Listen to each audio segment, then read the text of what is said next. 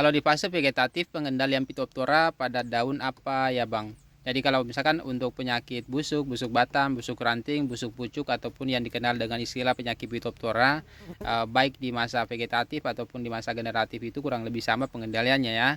Tetapi kalau misalkan masih dalam tahap pertumbuhan ataupun tanaman cabai kita masih kecil, saya lebih sarankan mengutamakan menggunakan fungisida yang sifatnya kontak ataupun yang berbentuk tepung ataupun WP, itu lebih bagus.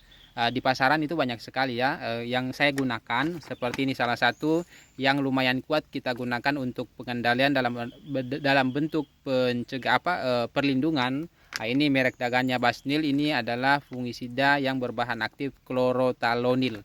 Ini adalah fungisida kontak protektif yang bisa kita gunakan untuk mencegah penyakit Phytophthora atau busuk batang, busuk ranting, busuk pucuk ataupun busuk daun.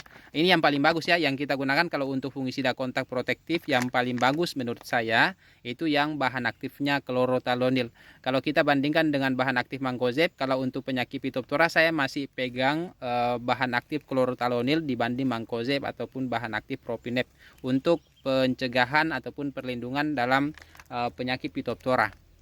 Ini dosisnya cukup gunakan cukup gunakan 2 sampai 3 sendok makan per tangki 15 liter, bisa dicampur dengan pupuk, bisa dicampur ZPT, asam amino dan lain-lain sebagainya. Nah, seperti ini ya. Kalau misalkan ada kawan-kawan yang ingin juga menggunakan fungisida Basnil ini, bisa cek di keranjang kuning di bagian pojok kiri bawah.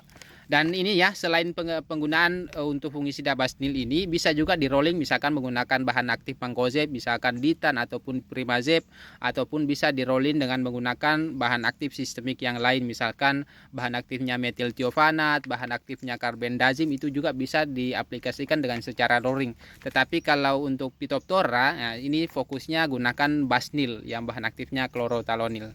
Oke, semoga bermanfaat.